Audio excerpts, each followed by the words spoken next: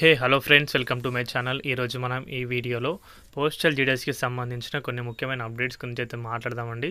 So ముందుగా మనం అయితే ఈ వీడియోలో కంప్లీట్గా అయితే సెకండ్ మెరిట్ లిస్ట్ గురించి, అదేవిధంగా వేరే సర్కిల్స్కి అప్లై చేసుకున్న వారి గురించి, కరోనా బ్యాచ్ గురించి మాట్లాడదాం. సో వీడియో చాలా యూస్ఫుల్గా అయితే ఉండబోతుంది.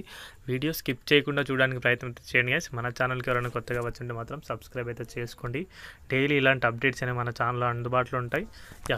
మ్యాటర్ ఏంటంటే కనుక అసలు సెకండ్ మెరిట్ లిస్ట్ అనేది ఎప్పుడు వస్తుంది, దీని ప్రకారం మనం మాట్లాడుకుంటే ఇప్పుడు ఉన్నదానికి డాక్యుమెంట్ వెరిఫికేషన్కి ఛాన్స్ వచ్చేసి ఏప్రిల్ 7th వరకు అవుతుంది. సో దాని నుంచి ఒక 20 days అయితే వేసుకోండి. 18 to 20 days వేసుకున్న తర్వాత అంటే 25 to 27 ఈ గ్యాప్లో అయితే సెకండ్ మెరిట్ లిస్ట్ అనేది రిలీజ్ అవుతుంది. సో తర్వాత మళ్ళీ 15 to 16 days డాక్యుమెంట్ వెరిఫికేషన్కి సమయం అయితే ఇస్తారు. మళ్ళీ నెక్స్ట్ 15 to 18 days 19 to 20 daysలో థర్డ్ మెరిట్ లిస్ట్. ఇలా అయితే లీస్ట్ అనేవి అయితే రిలీజ్ చేస్తూ ఉంటుంది ప్రభుత్వం. ఇప్పుడు ఇందులో దాదాపు 520 సంథింగ్ ఏమో వచ్చినాయి కదా.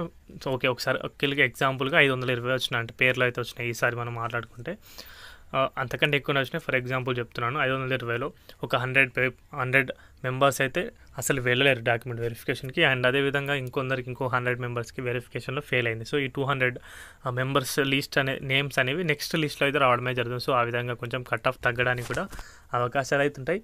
సో కరోనా బ్యాచ్ వాళ్ళు కూడా మనల్ని అయితే చాలా అడుగుతున్నారు, మాకు జాబ్స్ వస్తాయా లేదని చెప్పేసి. సో ఆల్మోస్ట్ ఇప్పుడున్న లిస్ట్లో అయితే ఎక్కువగా కరోనా బ్యాచ్ వాళ్ళ నేమ్సే ఉన్నాయి. సో మీకు తెలియకపోతే కనుక తెలుసుకోండి, వాళ్ళ పేర్లే ఎక్కువగా అయితే ఉన్నాయి. ఎందుకంటే ఎక్కువ అప్పుడైతే 10/10 వచ్చినాయి. ముందు సంవత్సరాలు పాస్అవుట్ వారికి 10/10 తీసుకురావడం అంత ఈజీ కాదు. సో కరోనా బ్యాచ్ వాళ్ళకి అలా నడిచిపోయింది.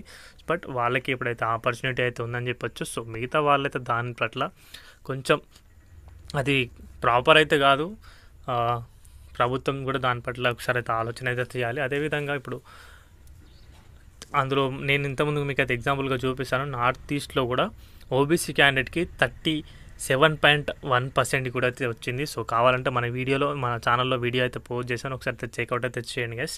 సో ఇది అప్డేట్ అయితే కనుక వీడియో నచ్చితే వీడియోకి అయితే ఒక లైక్ చేయండి. మన ఛానల్కి ఎవరైనా కొత్తగా వచ్చండి సబ్స్క్రైబ్ అయితే చేసుకోండి. థ్యాంక్స్ ఫర్ వాచింగ్ అందరికీ. బాయ్.